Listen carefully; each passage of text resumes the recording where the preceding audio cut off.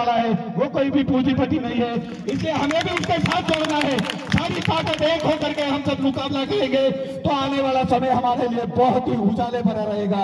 वरना बाबा साहब के दिए हुए कानून का भी हम उपयोग कर करके आज भी हमारे साथ शोषण और अत्याचार हो रहा है। इसलिए साथियों, मैं सभा में पधारे हुए सभी साथियों को यह निवेदन करता हूं कि हमें एकजुटता दिखानी है और संघर्ष करना है और बाबा साहब के जो बताए हुए नियम थे उनका भी पालन करना है। बाबा साहब ने कहा था कि शिक्षा प्राप्त करो, शिक्षा व शेरनी का दूध है, जो पिएगा वो दहाड़ेगा।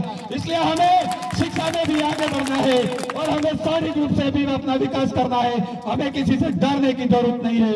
हम ST SC एक हो जाएंगे तो सारे लोग बौखला गए हैं। अभी पिछले समय सोलूंगर में बाबा साहब की जयंती मनाई थी, तो जयंती मनाने के समय ही हमको किसी ने पानी नहीं पिलाया था और हमारे अल्पसंख्यक भाइयों ने हमें पानी पिलाया था।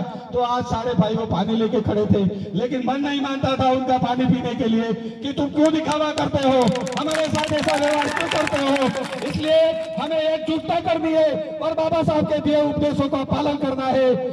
बस साथियों, मैं यही निवेदन करना चाहता हूं कि तेज गति से संघर्ष करो, शिक्षित बनो और संगठित रहो। दादा को बहुत ही धन्यवाद। काफी बाबा साहब भीमराव अंबेडकर जी की 132वीं जयंती पर मैं पधारे हुए सभी साथियों को, युवा साथियों जो सलूमबाई सराड़ा और जैसमन से पधारे हुए सभी साथियों को क्रांतिकारी जोहार अभिवादन करता हूं और जय भीम करता हूं। साथियों, आज बड़े ही त्योहार का रूप है हमारे लिए कि बाबा साहब की जो जन्म जयंती है, उस जन्म जयंती पर हम सभी साथी इकट्ठे हुए हैं। तो मैं आपसे निवेदन करना चाहता हूं कि बाबा साहब हमारे लिए भगवान थे।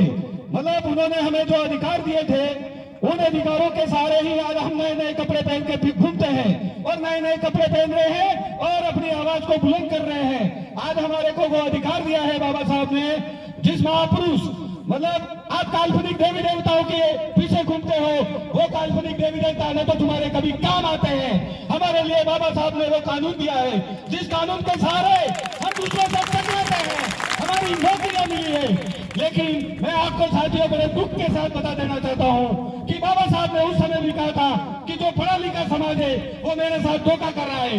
मैं आपसे यह निवेदन भी करना चाहता हूं कि आज का समय भी वही है कि पढ़े लिखे लोग और जो अनपढ़ लोग हैं वो इस चीज को स्वीकार करते हैं कि पुराने समय में हमारे साथ हमारे गले में वो एक थूकने के लिए भी हम जमीन पे थूक भी नहीं सकते थे, हम चल भी नहीं सकते थे। और मतलब इस तरह के अधिकार दिला करके बाबा साहब ने हमें मानव बनाया है।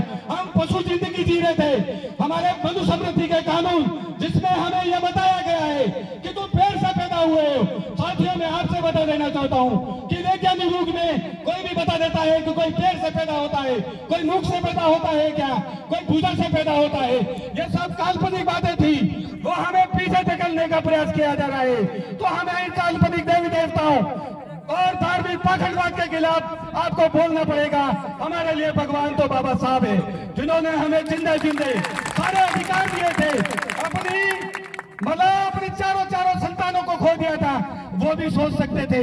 आज मैं सोचता हूँ, अरे यार मुझे कोई मार देगा, मेरे बच्चा है एक छोटा, कोई मुझे मार देगा। तो आपको यह भी सोचना है कि बाबा साहब के संतानें नहीं थी क्या?